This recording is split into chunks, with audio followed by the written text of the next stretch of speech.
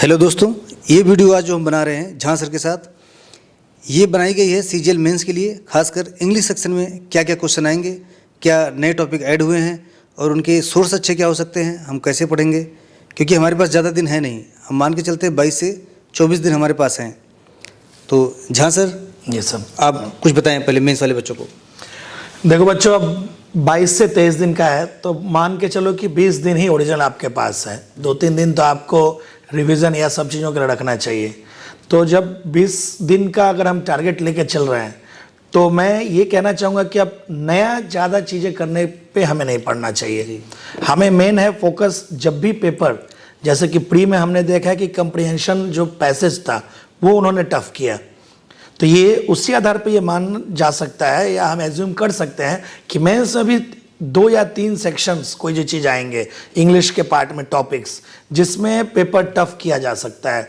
Maximum probability है sir कि वो पैसेज को टफ कर सकते हैं या फिर पैराजम्बल PQR जिसे हम कह रहे हैं वो टफ कर सकते हैं, या फिर होमोनिम, या फिर पुराने अगर पैटर्न को जाए 2014, 15, 11 के करीब, तो उस समय वॉइस नरेशन में लिंदी वाले बहुत ही क्रिटिकल क्वेश्चंस को ऐड करते थे। इस बार भी वॉइस नरेशन के अच्छे क्वेश्चन आए हैं। हाँ, तो प्री में ही। जी सर, प्री में भी आए हैं, तो उसी के हिसाब से बच्चों को उसी के हिसाब से आपको देखना पड़ेगा।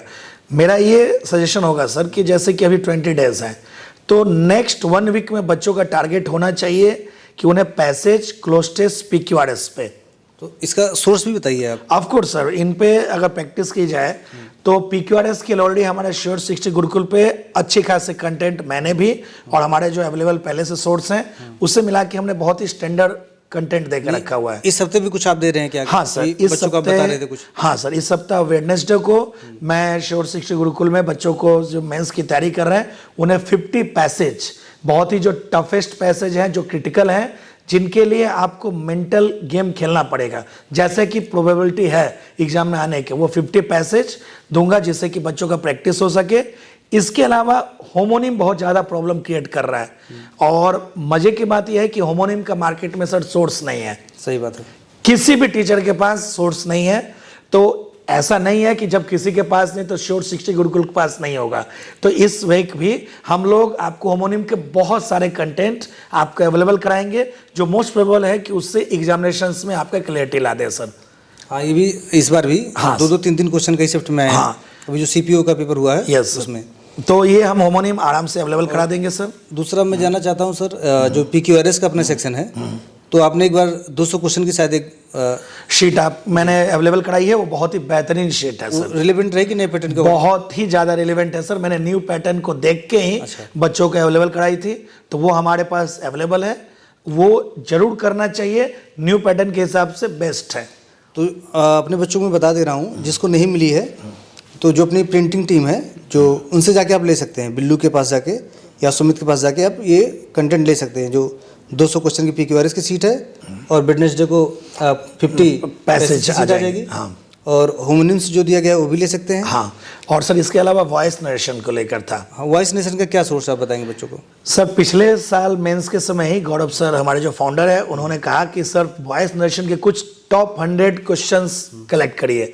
तो मैंने पिछले 25 से 30 सालों के विभिन्न एग्जामिनेशंस को देखते हुए वॉइस के टफेस्ट 150 क्वेश्चंस, 150 क्वेश्चन और नरेशन के टफेस्ट जो हो सकते हैं, उससे टफ किसी भी किताब में मार्केट में नहीं है। तो वो चीज़ ऑलरेडी हमारे पास अवेलेबल है और उसका वीडियो सर हमारे श्योर 60 गुरुकुल का जो चैनल है इस पे अवेलेबल है। तो वो वीडियो वॉइस का मैंने एक ही क्लास में 150 क्वेश्चन विद डिटेल सॉल्यूशन कराया हुआ है, 4.5 घंटे के आसपास है। नरेशन में भी 4 घंटे में 150 क्वेश्चन है। तो मैं स्टूडेंट्स को कहना चाहूँगा कि जो भी स्टूडेंट CGL मेंस की तैयारी कर रहे हैं उन्हें वॉइस नरेशन के ये 150 क्वेश्चन जरूर लेके प्रैक्टिस करें, चाहे कि कुछ भी कह लो, उससे टफेस्ट क्वेश्चन नहीं मौजूद है मार्केट में। ये कमेंट में ऐड कर देना भाई जी, इसी अपने श्योर 60 गुरुकुल वाले चैनल पे ही है। तो सर मान लीजिए कि किसी बच्चे को फिर भी डाउट रह गया, अपने खासकर जो गुरुकुल के स्टूडेंट हैं, तो आप मुरथल ब्रांच में कब अवेलेबल रहेंगे? सर मैं अभी सैटरडे को मॉर्निंग 8:30 से लेकर शाम को साईं इच्छा तक अवेलेबल हो। साईं इच्छा तक मतलब हमारे साईं तो बच्चे ही हैं, स्टूडेंट हैं। अगर बच्चों का डाउट क्लियर हो जाए तो 5 बजे तक अवेलेबल हूँ, सुबह 8:30 से 5। लेकिन मैं बच्चों आपको ओपन चुनौती देता हूं। श्योर सिटी गुरुकुल का टीचर अपने स्टूडेंट्स ओपन चुनौती देता है। अगर आपके पास बहुत ज़्यादा डाउट है तो सैटरडे को रात के 12:30 तक भी आप बैठ सकते हो। और ज़्यादा डाउट है तो मैं आपसे वादा करता हूं कि सैटरडे फुल नाइट, पूरी दुनिया जब पार्टी करते हैं तो पूरी दुनिया के साथ हम पार्टी ना करके डाउट की पार्टी करेंगे। तो मैं वादा करता हूं कि जब तक हर बच्चे का डाउट क्लियर नहीं होगा मैं अपने घर नहीं जाऊंगा। जबकि मेरा घर बगल में है, लेकिन मैं सैटरडे 8:30 से लेके संडे तक में भी अगर आपका डाउट नहीं होगा तो मैं यहाँ पर सर अवेलेबल हूँ। मान लीजिए जी सर, किसी कारणवश अगर आप नहीं आए तो सर ऐसा ब्रह्मा की लकीर है कि गौरव सर ने जब मुझे आदेश दे दिया है, इंस्ट्रक्शन दे दिया है, और खासकर जब बच्चों का प्रश्न रहे तो मैं जरूर मिलूंगा। तो मींस की डेट आएगी फिर तो आना ही पड़ेगा। ऑफ कोर्स सर, और 22 साल का एक्सपीरियंस कहीं तो बच्चों का हेल्प करे। हाँ, यानी आप मंडे टू फ्राइडे अपने पंकज सर रहेंगे और सैटरडे को जहाँ सर खुद रहेंगे सुबह 8:30 से लेकर हाँ। रात और तक ये भी नहीं है सर, जैसे कि मान लो बहुत ज़्यादा डाउट आ गया, बहुत ज़्यादा है, सैटरडे संडे में भी कंट्रोल नहीं हुआ, तो अगर बच्चों का रिक्वेस्ट और डिमांड आई तो हम अपने शेड्यूल वाले से बोल के शेड्यूल में एक दिन का और निकाल सकते हैं टाइम। ये तो बहुत अच्छी बात है। स्पेशली हम मेंस तक के लिए अगर बच्चों की डिमांड हुई, जरूरत हुई तो मैं एक और दिन फुल टाइम सुबह से लेकर रात के 12:30 बजे तक मुरथल में रह सकता हूँ सर। अच्छा, एक पार्ट और छूट रहा है सर। जी सर। जैसे पार्ट ऑफ स्पीच के क्वेश्चन पहले आते थे कि क्वेश्चन पूछता था कि इसमें एरर कहाँ है, अभी नाम ही पूछ ले रहा है, उसने गेम ही बदल दिया कि ये कौन सा पार्ट ऑफ स्पीच है। जी सर, ये सर एक्चुअली कुछ है नया नहीं, ये हमेशा से सीटेट एग्जामिनेशंस होती है सर, एक टीचर्स वाली जो है, टीचिंग वाले में हमेशा से, ये मैं जब 2010 में टीचर्स एग्जाम का पढ़ा रहा था तब से ये क्वेश्चंस आते हैं। तो ये है बहुत ही बेसिक, बट बच्चे ने जो एसएससी की तैयारी कर रहे हैं उन्होंने कभी उसकी तैयारी की नहीं थी उस तरह के क्वेश्चन, तो उन्हें नया लग रहा है। तो इसके लिए भी हम कोशिश करेंगे कि नेक्स्ट वीक में कम से कम 150-200 क्वेश्चन का प्रैक्टिस सेट अवेलेबल करा दिया, क्योंकि ऑलरेडी हमारे पास था पहले से, तो हम बस उसे लाके स्टूडेंट को मतलब सर्कुलेट करा देंगे। इसका भी सोर्स आप देने वाले हैं 100% सर। एक डेट बता दीजिए आप जो बच्चे देख रहे हैं। नेक्स्ट वीक में आपको फ्राइडे तक लास्ट मतलब ये चीजें मिल जाएंगी। फ्राइडे तक देखो, वेडनेसडे को मैं पैसेज दे दूंगा आपको, थर्सडे के आसपास में आपको होमोनिम होमोफोन्स वाले क्वेश्चंस मिल जाएंगे, और फ्राइडे को आपका ये जो पार्ट्स ऑफ स्पीच जो पहचानना है, फिगर ऑफ स्पीच या पार्ट्स ऑफ स्पीच का, मेन तो पार्ट्स ऑफ स्पीच है जो आ रहा है, तो उसका भी आपको मिल जाएगा सर। और एक चीज़ और सर, जैसे अभी अपना सीजीएल का एग्जाम हुआ है प्री का, तो उसमें खासकर इंग्लिश और जीएसई थोड़ा टफ था जी सर, जिसकी वजह से अपना कट ऑफ भी काफ़ी डाउन गया है इस बार। तो क्या बच्चों को सजेस्ट करेंगे कि 2025 में सीजीएल, सीएचएसएल और फेज में जो भी क्वेश्चंस आए थे उनको प्रैक्टिस करना चाहिए इन 20 दिनों में?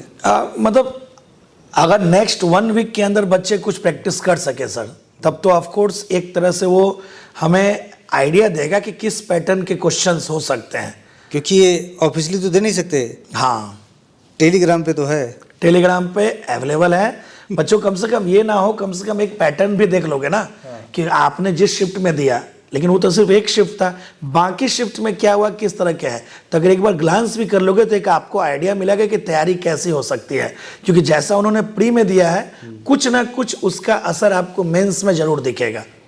तो इसलिए बच्चों के पास अगर नेक्स्ट 1 वीक के अंदर वो जितना कर सके सर, तभी जाके बेनिफिशियल है, क्योंकि उसके बाद हम बहुत नज़दीक आ जाएंगे मेंस में। तो फिर रिस्क लेने से अच्छा है कि जो चीज़ है उसी को स्ट्रेंथ लाया जाए, क्योंकि जब प्री टफ है तो मेंस भी टफ रहेगा। लेकिन बच्चों ये ध्यान रखना कि जब टफ होगा तो वो जितने इंडिया के बच्चे हैं सबके लिए टफ होगा। प्री में बच्चों ने शोर शराबा करके रखा था, बहुत टफ है, ये है वो है, तो जब टफ हुआ तो कटअप भी तो सर लो गई है जी। सही तो अगर मेंस में टफ हुआ तो वो सबके लिए टफ होगा। सही बात है। तो सिलेक्शन उसी क्राइटेरिया में होना है, तो इसलिए घबराना नहीं, आपका जो स्ट्रेंथ है उसे और मजबूत करके बैठना है। जितने भी कर चुके हैं पैनिक नहीं करना है हमेशा। और एक लास्ट पॉइंट रहेगा सर। जी सर। ग्रामर बच गया अपना, क्या ग्रामर की भी कुछ अच्छे क्वेश्चन देंगे प्रैक्टिस के लिए? सर 400-500 ही, 400-500 मिक्स्ड एरर के, जैसे कि आज ही बच्चों ने मतलब जो सर रिक्वेस्ट की है, तो ग्रामर के तो क्वेश्चंस हमारे पास ऑलरेडी अवेलेबल हैं।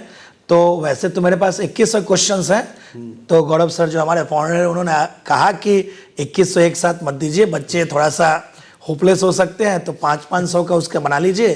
तो मैं वेडनेसडे को 500 क्वेश्चन पैसेज के साथ ही मिक्स एरर का दे दूंगा, और उसके बाद अगर बच्चों की और डिमांड रही तो उसके बाद और भी क्वेश्चन जो है 500-500 करके देते चले जाएंगे। तो मिक्स्ड एरर के क्वेश्चन 1000 तो मिनिमम है, जो कि अब लग रहा है कि 1000, 1000, 1500 से ज़्यादा अब नहीं करना चाहिए, क्योंकि ऑलरेडी बच्चों के पास पहले के अच्छी खासी प्रैक्टिस होगी। लेकिन मिक्स क्वेश्चन हम मिनिमम अगर बच्चे चाहेंगे तो 2100 हमारे पास ऑलरेडी अवेलेबल है, उसमें से जितना बच्चे ले सके 1000 हम अल्टीमेटली अभी दे देंगे। उसके बाद अगर जरूरत पड़ी तो हम साथ साथ उसे भी अवेलेबल करा देंगे सर। तो ये रही इंग्लिश की बात, खासकर सीजीएल मेंस के लिए जो सीजीएल की जान कही जाती है, क्योंकि सबसे ज़्यादा वेटेज इसी का है। आपके 390 नंबर में से 135 नंबर इंग्लिश से जाने वाले हैं। जी सर।